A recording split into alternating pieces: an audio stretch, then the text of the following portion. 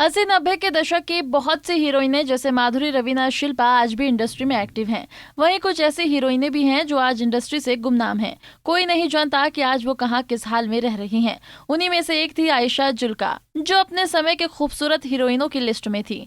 लंबे समय तक वो पर्दे से गायब रही, हालांकि उनके चाहने वाले हमेशा से ये जानने के लिए उत्सुक रहे कि वो कहाँ थी। वैसे हाल ही में अब उन्होंने वेब सीरीज हश हश से जूही चावला के साथ वापसी की, लेकिन इतने साल आयशा कहाँ थी और अचानक इंडस्ट्री छोड़कर पर्दे की दुनिया से कहाँ गायब हो गई थी, चलिए इस बारे में आपको बताते हैं। श्रीनगर में 28 जुलाई 1972 को जन्मी आयशा के पिता इंडियन एयरफोर्स में विंग कमांडर थे। आयशा ने साल 1991 में फिल्म कुर्बान से बॉलीवुड में डेब्यू किया था, लेकिन सही पहचान उन्हें मंसूर खान की फिल्म जो जीता वही सिकंदर से मिली थी। इस फिल्म में आयशा के किरदार को इतना पसंद किया गया कि वो टॉप एक्ट्रेसेस की लिस्ट में शामिल हो गई थी। उसके बाद तो उनकी फिल्मों की लाइन लग गई। वो साल की 4 से 5 फिल्में कर रही थी और सबसे ज्यादा फीस लेने वाली एक्ट्रेस बन गई थी। अक्षय कुमार से लेकर आमिर खान तक जैसे बड़े स्टार्स के साथ उन्होंने काम किया, लेकिन आयशा एक जैसे किरदार करते करते थक गई, तो उन्होंने खुद ही फिल्में कम करनी शुरू कर दी। यहाँ तक कि आयशा ने टीवी शोज तक भी रिजेक्ट कर दिए,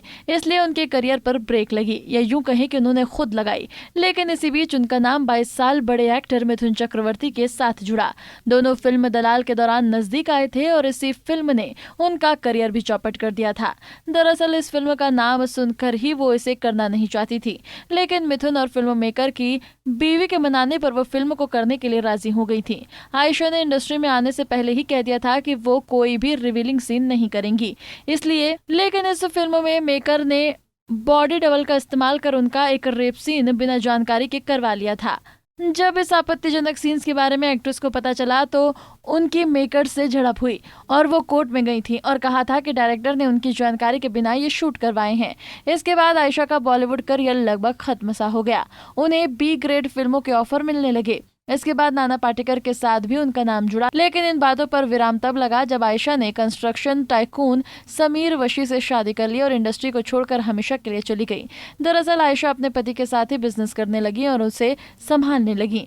इस पर आयशा का कहना था कि उनका बॉलीवुड से दूर रहने का उनका फैसला बहुत सही था। उन्होंने जी भर कर अपने हिसाब से अपनी जिंदगी को जिया है।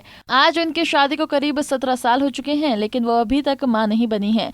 इस बारे में उनसे एक इंटरव्यू में पूछा भी गया, जिस पर खुद आयशा ने इसका कारण बताया और कहा कि मेरे बच्चे नहीं है क्योंकि मैं उन्हें नहीं चाहती थी। मैं बहुत सारा वक्त और एनर्जी अपने काम और समाज की सेवा में लगाती हूँ। पति की तारीफ करते हुए आयशा ने कहा कि मैं बहुत खुशनसीब हूँ कि मुझे समीर जैसा जीवन साथी मिला। समीर ने मुझे वैसे ही रखा जैसे मैं रहना चाहती थी। मुझ पर किसी भी तरह का दबाव नहीं बनाया और मेरे फैसले का सम्मान किया गया। खैर, अब तो आप जान ही गए होंगे कि आयशा जी इतने सालों से कहाँ थी। आयशा आज भी उतनी ही सुंदर दिखती हैं जितनी पहले। आपको पैकेज कैसा लगा कमेंट बॉक्स में बताना न भूलें। नारी से जुड़ी मोर अपडेट्स के लिए हमारे इंस्टाग्राम को फॉलो, फेसबुक को लाइक और यूट्यूब चैनल सब्सक्राइब करना ना भूलें।